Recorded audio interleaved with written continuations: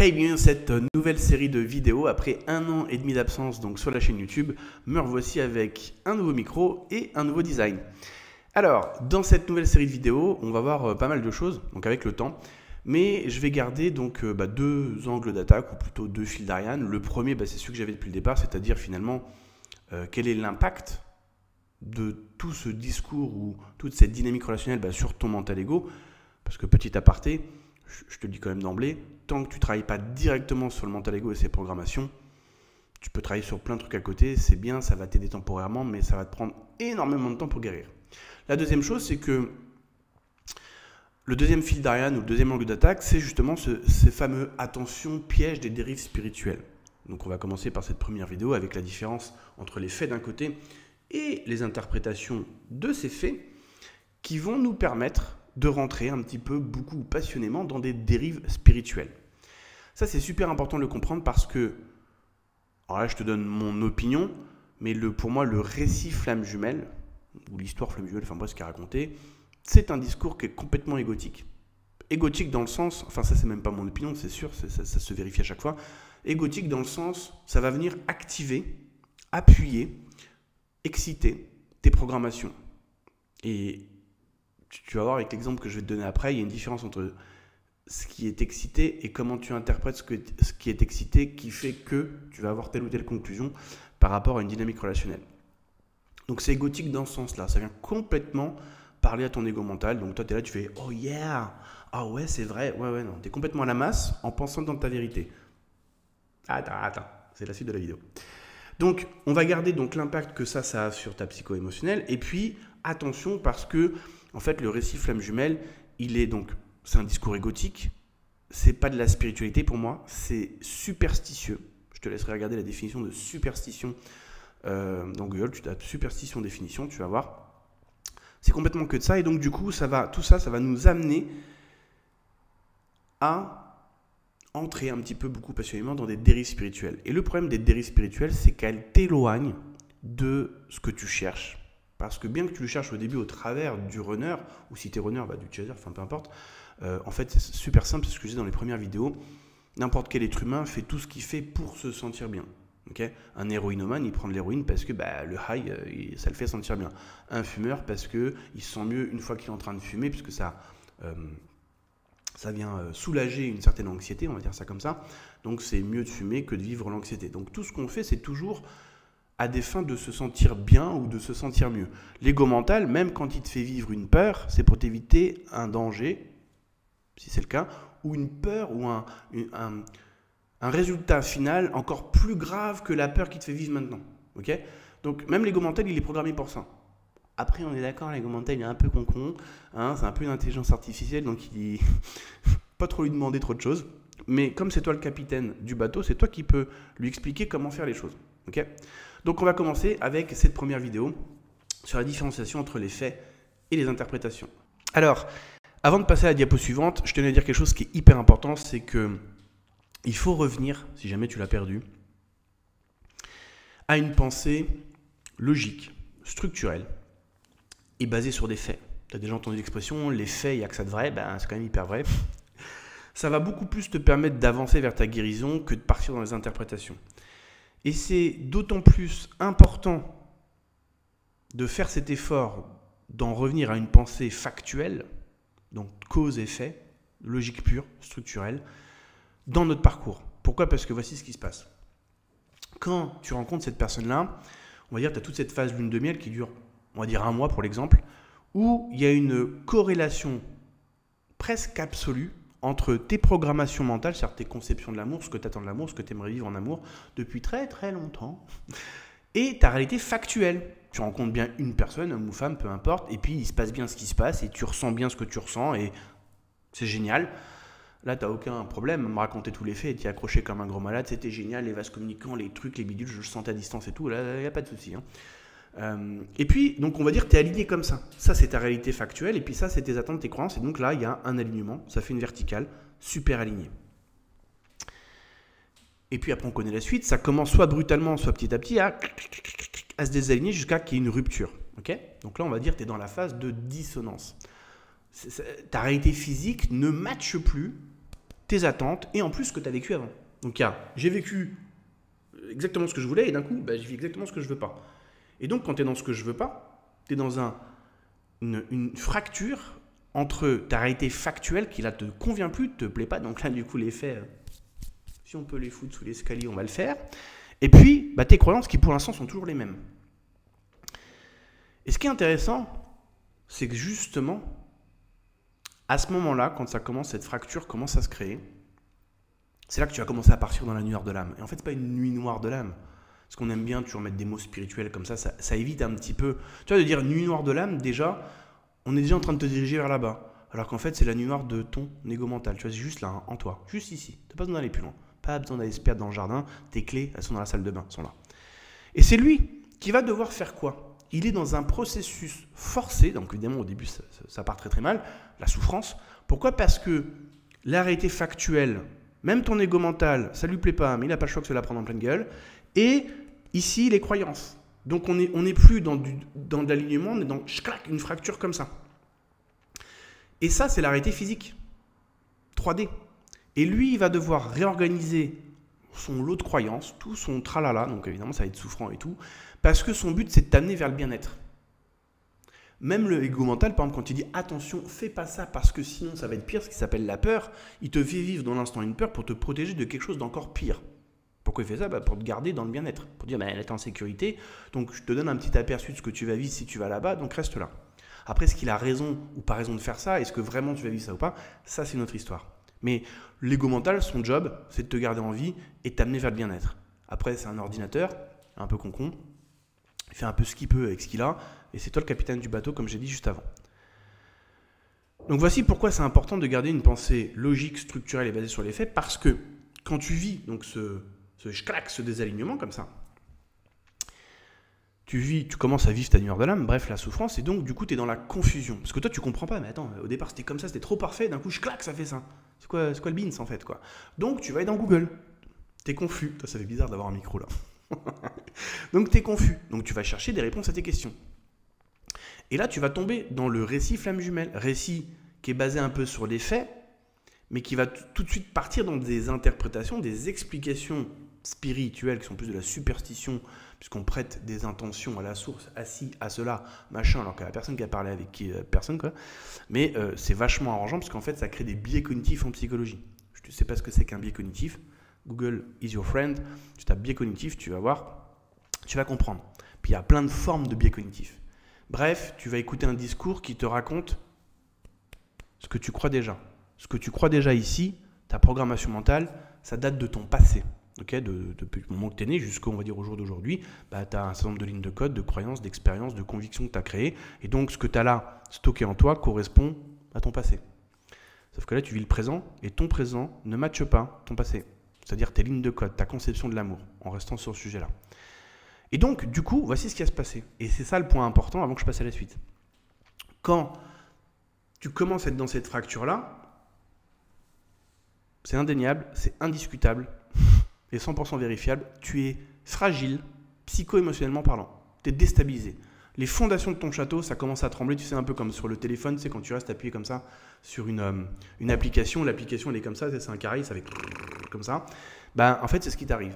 Tes fondations psycho-émotionnelles commencent à s'effriter, ça commence à bouger. Les pièces du puzzle commencent un petit peu à bouger. Donc ça va être cool parce que pourquoi ? Parce qu'il va y avoir une réorganisation de ta psycho-émotionnelle par la suite, qui commence par un démarrage forcé, c'est-à-dire la dissonance entre la réalité factuelle et mes attentes. Au début, c'était comme ça, et je claque. Là, ça y est, c'est parti en sucette. Quand on est là, tu es en dissonance cognitive. Google is your friend. Sur le cas de la dissonance cognitive, tu as une réalité factuelle qui ne matche pas tes croyances. Et en plus, qui a matché, donc c'est encore pire. Et là, tu rentres dans le discours flamme jumelle, qui va te donner tout un tas d'explications qui tendent à t'expliquer, bon, tu vis de la merde, mais c'est normal, c'est le contrat karmique, machin et tout, mais qui te promettent ça. Okay, le réalignement. Donc, qu'est-ce que tu crois que tu vas faire entre une réalité factuelle qui ne correspond pas à ce que tu veux et qui est désagréable en plus, avec des promesses qu'on te dit que ça va revenir comme avant, tu vas avoir tendance à laisser de côté ta pensée logique, structurelle, analytique, basée sur des faits, au profit de récits, d'histoires, d'explications qui sont peut-être vraies ou pas, on ne sait pas, parce que personne ne peut te prouver, Personne ne peut te prouver qu'il y a un contrat karmique. Il y a que des convaincus, des gens qui ont des convictions, des croyants, mais factuellement parlant, tu mets ça devant un juge, impossible de le prouver, quoi. Sauf que l'impact que ça va avoir sur toi, c'est que y a un certain soulagement, puisqu'on te dit « Ah oui, d'accord, ok, si c'est aussi incohérent, c'est-à-dire au début c'était parfait, et d'un coup, bam, ça part en sucette. Ah bah oui, c'est parce que le karma, machin, et ça fait la 25e réincarnation qu'on essaye de se réunir, etc. On te raconte un discours, finalement, qui va te raconter ce que tu as envie d'entendre, dans une certaine mesure, et là, tu vas commencer à adhérer à ça. Adhérer à quoi? À des récits, des interprétations, qui font presque tout pour que tu te décroches de la réalité factuelle. Pourquoi? Parce que le récit flamme jumelle est raconté d'abord par des chasers qui vont... Et donc en fait, il y a un conflit d'intérêts en fait. Parce que tu racontes le parcours en fonction déjà de tes lignes de code et de comment tu aimerais que ça se passe. Si tu regardes bien le récit flamme jumelle, si on fait très blanc, très noir, tu as au début les 3 premières étapes. La rencontre, la lune de miel, après tu as la danse des flammes jumelles et puis après tu as la séparation. Ça c'est factuel, c'est ce qu'on remarque. Au début ça se passe parfaitement bien. Après grosso modo, l'autre il vient, il est là, il sait pas, il sait plus. Enfin il veut pas, enfin, on se rappelle plus, ça dépend de la lune et l'alignement d'Orion. Et puis au bout d'un moment, clac, fracture, séparation. Bon, ça c'est pour dire 3 grandes étapes, sans rentrer trop dans les détails, de ce qu'on vit et on s'y retrouve. Tu vois, ça c'est les faits par exemple. C'est une réalité factuelle. Après, comment tu interprètes ces réalités factuelles, c'est autre chose. Et puis après, il y a la suite. Ça, c'est ce qu'on aimerait qu'il se passe. Donc, du coup, grâce à un travail sur toi, de l'amour inconditionnel, mais à la condition que tu fasses un travail sur toi, du coup, l'autre, il reviendra. Donc, il y aura la pré-réunion, la réunion et puis la fusion. Mais là, c'est déjà la projection de ce qu'on pense en fonction de nos croyances de l'instant qui devrait se passer. Toi, tu arrives et tu dis, attends, au départ, il n'y avait pas de souci, on parlait des faits. Non, on peut parler des faits de ça. On peut mettre des statistiques sur la table. Et là, il n'y a personne qui veut en parler. Ça s'appelle un déni de la réalité. C'est pour ça qu'un des premiers trucs qui m'a moi choqué quand j'ai découvert le parcours flamme jumelle, j'ai fait c'est marrant, psychologie, neurologie, statistiques, on a l'impression que personne qui connaît. Et je disais dans une vidéo, alors je ne sais plus si cette vidéo je l'ai publiée ou pas, mais je disais c'est marrant parce que les thématiques les plus connues et documentées, par exemple tu prends la psychologie, mais il y a combien de milliers d'universités de psychologie, combien de centaines de milliers de bouquins sur la psychologie et combien de centaines de milliers de psychologues à travers la planète. Donc le truc hyper développé, hyper documenté. Dans le parcours flamme jumelle, ouais, psychologie, je connais pas. Neurologie, pareil. Et statistiques, le nombre de profs de maths et de statistiques et trucs bidules, là non plus, on n'en entend pas parler. Normal, c'est le reflet du déni de la réalité. Donc du déni des faits, en fait. Et donc, du coup, si tu ne parles pas de pile, tu vas parler de face. Si tu ne parles pas des faits, tu vas parler des non-faits, donc des interprétations, de comment tu as envie que les choses se passent. Ça, c'est super important de le comprendre. Alors maintenant, on va voir la suite, donc la diapo suivante.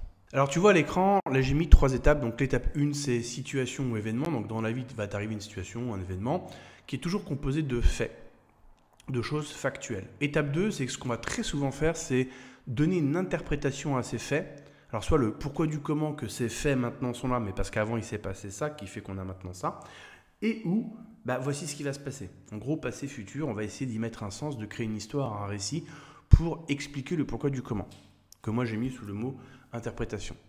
Ensuite, on passe à l'étape 3. Alors tout ça, ça peut se faire en une fraction de seconde, ça dépend des cas. Étape 3, attachement ou rejet, c'est-à-dire est-ce qu'on a envie de croire à cette interprétation, on a envie de la prendre pour la vérité, elle nous convient, comme scénario, ça nous convient pour expliquer finalement l'étape 1, ou est-ce que on va rejeter. Et en fait, cette interprétation et attachement et rejet, ça va vraiment dépendre du contenu de ton disque dur.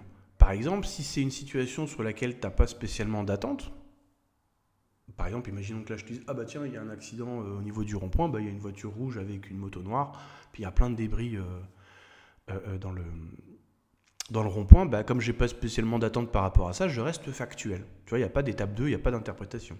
Donc il n'y a pas d'attachement, il n'y a pas de rejet, il y a juste « Tiens, il fait beau, ciel bleu. » Voilà, il pleut. C'est tout. Et comme j'ai pas d'attente ni quoi que ce soit, mon mental ego il va partir en mode il faut qu'on tisse un scénario. Non, on s'en fout en fait. Enfin, c'est malheureux pour eux, mais ce que je veux dire, c'est que moi, j'ai pas d'attente par rapport à l'événement. Alors que là, on est dans le parcours flamme jumelle. Et rappelle-toi, avant, je t'ai dit que tu étais prédisposé et perméable avant, puisque psycho-émotionnellement fragile, puisqu'au début, tu avais une corrélation parfaite entre tes faits et tes attentes au niveau de ton inconscient par rapport à une relation amoureuse. Au début, c'était aligné, et d'un coup, clac, où progressivement, on est arrivé à un décalage, à une distorsion, à une cassure. Et là, toi, t'en es là quand tu es dans le parcours flamme jumelle. Donc le nez qui pisse le sang, les genoux par terre et tout, 3 côtes en moins. Et tu arrives dans le discours flamme jumelle qui va te dire tout un tas de choses qui sont un peu basées sur des faits, mais qui vont être tout de suite interprétées pour que on vienne t'expliquer, bon, c'est vrai que c'est la merde, mais en fait, on va revenir à ça. Okay, donc qui va t'interpréter, on va dire la source dit que, le runner dit que, machin dit que, on va prêter des intentions à un peu tout et n'importe quoi pour pouvoir se tisser des scénarios qui viendraient raconter ce qu'on veut entendre. Et toi, comme tu arrives avec le nez qui pisse le sang, eh ben, tu vas avoir tendance à être perméable à ça, puisque finalement, si tu es là en termes de mal-être, ces discours au début, ils vont t'aider à être dans un mieux-être. C'est temporaire, ça ne va pas durer longtemps. Parce que ça vient te dire ce que tu veux entendre et puis tu te rends compte que finalement y a quand même une sorte d'explication à ce qu'on te dit. Le problème c'est que ces explications pour moi de Pikachu, parce que ça va pas... Alors c'est comme filer une clope à un fumeur. Sur le moment il va se sentir mieux puisqu'il était quand même dans le stress, mais au fond ça va pas lui permettre d'arrêter de fumer. Okay, et ça c'est super important de le comprendre. Maintenant je vais te donner un exemple avec ce que tu as vécu. Tu l'as peut-être pas vécu exactement comme ça, mais je vais te montrer comment une situation, tu vas l'interpréter pour t'y attacher. Et ce qui fait qu'en fait, c'est un peu le serpent qui se mord la queue. Et en fait, c'est ce qui fait que c'est tout le démarrage de ton parcours flamme jumelle. Attention, t'as piqué les yeux. Hein. Alors pourquoi je dis que ça a piqué les yeux? Tout simplement parce que je vais te reprendre ces 3 étapes-là sur le point initial, le point de départ donc, du parcours flamme jumelle, au travers d'un exemple. Et puis je vais te le décortiquer. Et ensuite, je vais t'expliquer pourquoi ça s'est passé comme ça. Alors tu vas voir que c'est pas vraiment ce que tu crois, mais je sais, c'est dommage, c'est comme ça. Imagine, tu es une femme et puis un dimanche matin, tu es parti faire de la course à pied dans ta ville, tu es passé par des chemins que tu connaissais pas pour un peu découvrir certaines rues. Et puis à un moment, tu as faim, tu as envie de t'acheter une baguette de pain ou un pain au chocolat, ça dépend, voilà.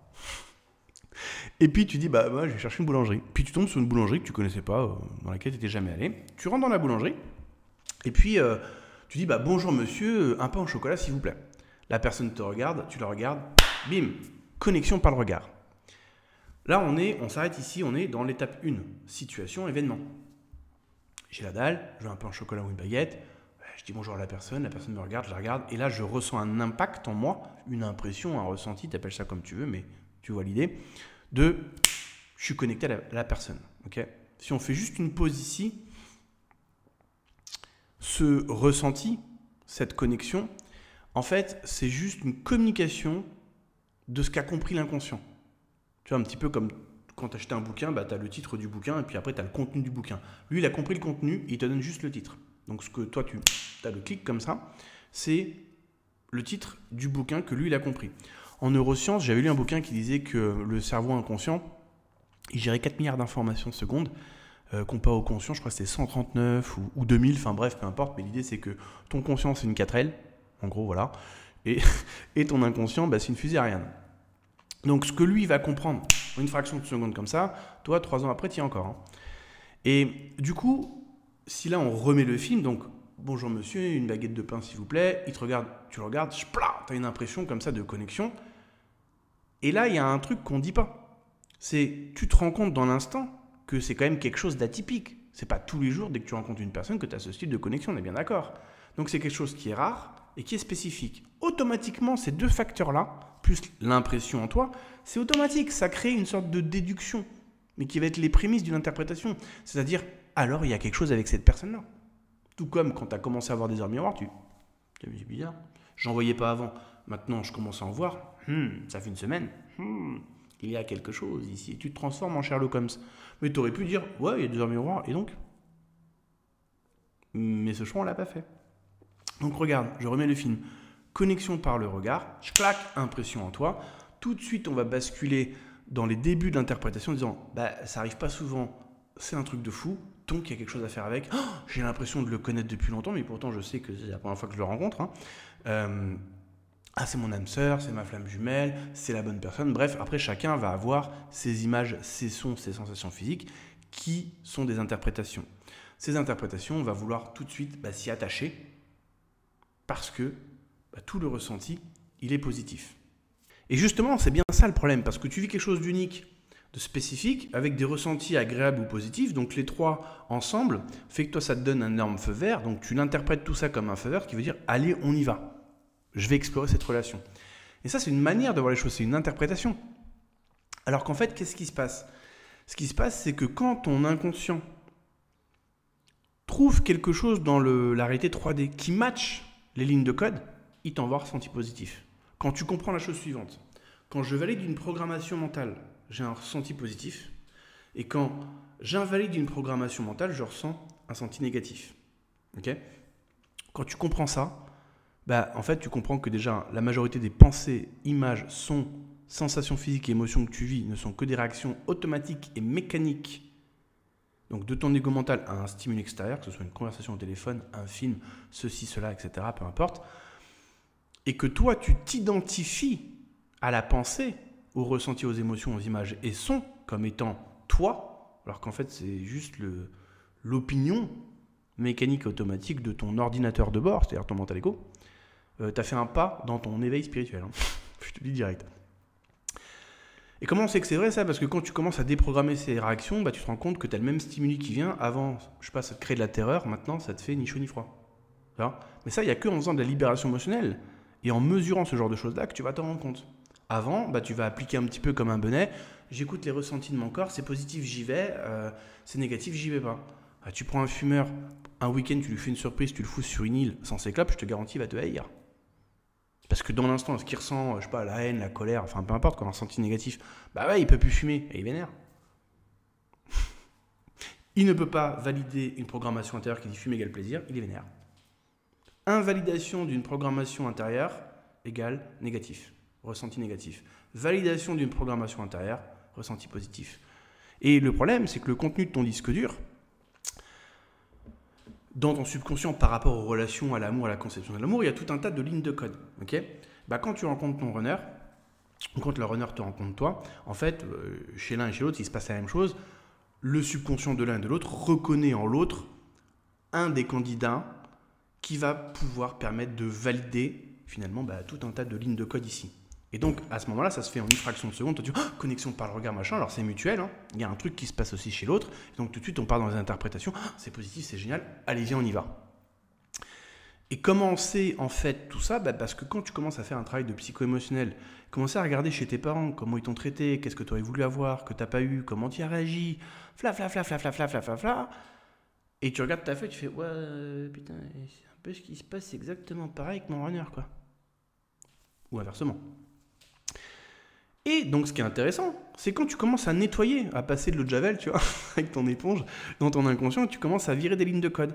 Parce que imagine, tu es là, ok, tu commences ton processus de guérison. Donc, tu vas par là, on va dire comme ça. Sur ton chemin, c'est très courant de rencontrer ce que j'appelle des relents runners. Alors, pour le chaser, bien évidemment, relents runner, et pour le runner, ça va être des relents chaser. C'est-à-dire des profils similaires. Alors déjà, tu en as peut-être déjà vécu plein avant, mais on va dire à partir du moment où tu as rencontré ta flamme jumelle, tu es dans un processus de guérison, tu peux rencontrer plein de profils comme ça un peu runner. Ou tu vas te rendre compte, oh merde, putain, lui aussi, j'ai une connexion par le regard, j'ai une connexion par le toucher. Alors peut-être moins fort, peut-être plus ou moins pareil, tu vois, mais c'est l'idée. Et tu vas te rendre compte qu'après, merde, ça se passe aussi un peu de la même façon. Tiens, mince, c'est quand même vachement similaire. Et ce qui est intéressant, c'est que quand tu es là et que tu vas sur ton schéma de guérison, tu vas te rendre compte que tu rencontres ces personnes-là, et puis que petit à petit, tu perds de l'intérêt. Jusqu'à un moment donné, tu vas rencontrer une personne, j'en sais rien, moi sur Tinder et tout, et puis bam, tu vas avoir une petite connexion, un petit truc, et tu fais ouais, non, c'est bon, je connais l'affaire, ça me saoule, ça m'intéresse plus, allez, je tourne la page. Alors qu'avant, si ça avait été ta première relation flamme jumelle, incroyable, c'est un truc de fou, je ressens plein de papillons dans le ventre, t'en fais un truc monumental et tu rentres dedans et il se passe ce qui se passe. Et ce qui est intéressant, c'est la chose suivante. Si on revient donc à l'histoire de la boulangerie, quand la connexion, les sentiments positifs, le sentiment de familiarité montent, etc., en fait, ce qui se passe, c'est que là, ça va déclencher quelque chose. Le chaser va être sous le joug de son idéalisation, de la projection sur l'autre, et donc ça va faire quoi? Idéalisation plus projection égale je vais vivre dans l'illusion. En prenant cette illusion pour du réel. Ça n'enlève pas les phénomènes énergétiques, etc. Ça veut dire qu'à un moment donné, je rentre dans mon propre film, je suis persuadé que mon film, ce que j'entends, ce que je vis, et les interprétations que je donne, ce que je vis, aux faits, donc l'interprétation des faits, je vais être persuadé que c'est ça. Et pour autant, l'effet de la dynamique relationnelle après 6 mois, 1 an, 2 ans, 3 ans, 4 ans, 5 ans, voire plus, montre que en fait, il y a ce que tu crois et puis il y a ce qui est. Et donc on en revient à ce que je disais au tout début de la vidéo, l'effet d'un côté et ce que tu aimerais qu'il soit, avant c'était comme ça et là, ça l'est plus. Et ça, on a tellement du mal à l'accepter que du coup on va partir dans tout un tas de raisonnements plus ou moins dangereux psychologiquement parlant, et ce qui fait qu'on a plein de gens en fait, qui bottent en touche et qui souffrent depuis des années parce qu'ils sont persuadés que l'autre va revenir, alors que si Coco voulait revenir, il serait déjà revenu. Et je donne un exemple de ça pour terminer la vidéo, qui est un runner que j'ai eu il y a maintenant quelques temps, super sympa, mais le truc c'est qu'avec moi les runners ils me balancent leur vérité. Je les décortique, je leur pose plein de questions et en plus ils jouent le jeu, donc c'est vraiment cool. En même temps, un runner qui vient en rendez-vous chez moi, il sait à qui il va se confronter. Donc il sait qu'on va pas y aller en mode tongs et serviette de bain à la plage. Donc ils sont quand même assez cool, mais ils te balancent la vérité. Et c'était un runner qui me disait, écoute, moi ça fait 6 ans que je suis en interaction, flamme jumelle, mais en fait je veux pas de cette relation. Donc je lui dis, casse-toi. Qu'est-ce que tu fous encore, tu vois, 6 ans après? Il me dit, oui, mais parce qu'en fait, voici ce qui se passe. Il me dit, quand je suis en présence de mon chaser ou ma chaiseuse, je ressens l'énergie de ma mère. Et j'aime ça. C'est agréable, c'est cool, tu vois. Donc j'aime bien aller prendre des cafés, voir la personne de temps en temps, etc., etc. Mais la relation complète, je n'en veux pas. La personne ne correspond, elle me plaît pas, quoi, c'est tout. Voilà, c'est la vie, il n'y a pas à discuter, ça. Toi, c'est comme si tu me dis, cette personne-là, elle te plaît, cette fille? Non, elle me plaît pas. Ça n'a pas sujet à débat. Si elle me plaît pas, qu'est-ce que je te dis? Je peux rien, moi. C'est comme ça. Et là, on se retrouve justement dans le truc. C'est que d'un côté, lui, il sait dès le départ qu'il ne veut pas cette relation. On va dire ça, c'est 100%. Il veut pas ça. Il veut ça. C'est ce que je dis sur mon blog. Le runner, il veut du 20% de la relation. Il veut pas du 100%. Mais il veut pas non plus perdre, là, en l'occurrence, dans l'exemple, le fait de ressentir l'énergie de sa mère. Ok ? Mais il sait aussi, le runner, que s'il te dit clairement, écoute, mon petit chaser, moi je t'aime bien comme ami, je ne compte pas du tout, même jamais être en couple avec toi. Par contre, effectivement, j'adore être avec toi, j'adore passer du temps avec toi, j'adore ressentir l'énergie de ma mère et tout, enveloppante, etc. Et j'aime ça. Et j'ai envie de continuer de vivre ça, qu'on se voit, qu'on prenne des cafés, qu'on aille mater des films, bref, peu importe quoi. Mais ça n'ira jamais à la relation de couple. Ils n'osent pas faire ça. Parce qu'ils savent qu'en faisant ça, déjà c'est apporter de la clarté à un chaser qui adore c'est blanc ou c'est noir, j'ai faim ou j'ai pas faim. Le chaser a sa réponse. S'il a sa réponse, il dit merde, tu t'en fais chier, c'est pas ce que je veux, mais il va se faire une raison parce que maintenant il a la réponse. Du coup, ils vont jouer un peu le oui, mais non, il fait beau, il fait pas beau, il y a des nuages, mais là on voit du ciel bleu, tu vois, un peu machin, ce qui crée de la confusion, ce qui crée que toi tu as de la confusion, donc tu es perpétuellement en recherche de clarté, donc du coup ça alimente la relation, et il vient, etc., etc. Et donc dans ce cas-là, évidemment, là, je t'explique ça par rapport à ce cas-là, mais c'est pour t'expliquer les deux angles de vue, quoi. Là, je viens de t'expliquer le runner qui veut pas de cette relation à 100%, il le sait très bien. Il veut juste du 20%. Mais il ne peut pas être très cash avec le chaser, sinon il prend... il fait le choix de tout perdre. D'ailleurs, il dit, si je ne suis pas bourré, je ne peux pas l'embrasser et coucher avec.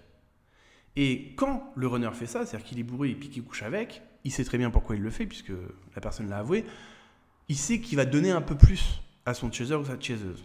Et donc, du coup, voici ce qui se passe maintenant de l'autre côté du point de vue du chaser. Donc, c'est passé les va-et-vient, les trucs et les bidules. Un chaser qui est à fond dans l'attente, qui est sûr, machin, qui regarde le tarot, le truc, le bidule, etc. Donc, qui est persuadé que l'autre, c'est sa flamme jumelle, tatati, tatata, tatata, tatata, tatata, tatata, tatata. Et puis, l'autre, au bout de 3 semaines, revient nanana, ils se voient et puis ils couchent ensemble. Ok ? Donc, la personne s'est bourré la gueule, quoi. Et là, le chaser a plus de ce qu'il voulait, ou la chaiseuse, et tout de suite, je crois que ça va faire quoi ? Ça va complètement augmenter ses ressentis positifs. Ah, ça y est, c'est l'autre, il revient, il a envie, machin, il m'aime, et tout ça.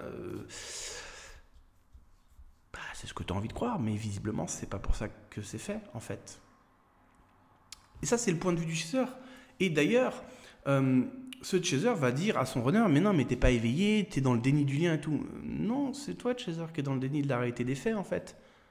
Parce que tu veux tellement pas lâcher ton idéalisation et donc la projection que tu vas faire sur l'autre, et donc que tu es complètement dans l'illusion de ton mental ego, en pensant être dans la vérité, que du coup, bah, tu projettes sur l'autre que l'autre ne voit pas. Alors en même temps, l'autre il joue bien ses petits jeux de je veux pas, je sais plus. Enfin, il est très très fort aussi, le runner ou la runneuse, pour créer de la confusion et ça t'aide pas non plus pour être dans ta vérité. Mais voilà, après c'est un game à deux. Hein.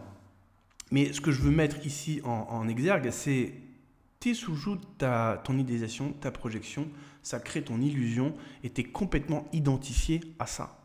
Parce que tu fais tellement confiance à ta pensée, ton émotion, que tu prends ça pour de la vérité, alors que, et je vais terminer la vidéo avec ça, c'est la vérité d'un programme, ou deux programmes avec un S, de l'ego mental.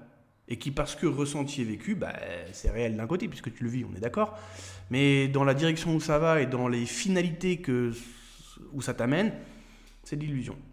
Comment tu sais que c'est vrai? À partir du moment où tu libères ça, tu te rends compte, tu dis, ben, c'est comme quand tu as arrêté de fumer, tu dis, mais oui, justement, je fumais quoi à l'époque? Parce que c'était de la bonne, hein. Fumer 2 paquets par jour comme ça pendant 10 ans, quand tu as arrêté, tu te dis, mais j'étais complètement à la masse. Et ben, quand tu as guéri du parcours flamme jumelle, tu vas te rendre compte que tu te dis pareil, tu dis, mais comment j'ai fait pour avoir ce genre de comportement? Mais j'étais complètement à l'ouest. Et ben, effectivement, c'est ce qui t'arrive, mais si tu fais ton travail de libération émotionnelle, donc moi je t'invite à cliquer dans la bio, là, je crois qu'on appelle ça, non, la description, pardon, il y a un petit lien, tu peux aller sur mon blog, si ça te dit, tu peux prendre un rendez-vous. Alors, faut pas avoir froid aux yeux, hein, je te le dis direct, on va faire la libération émotionnelle, donc tu vas te confronter à ça, à toute la théorie que je viens de te dire là, mais là tu vas la vivre en réel. Donc si ça te dit, je t'attends en bas, dans la description. À bientôt.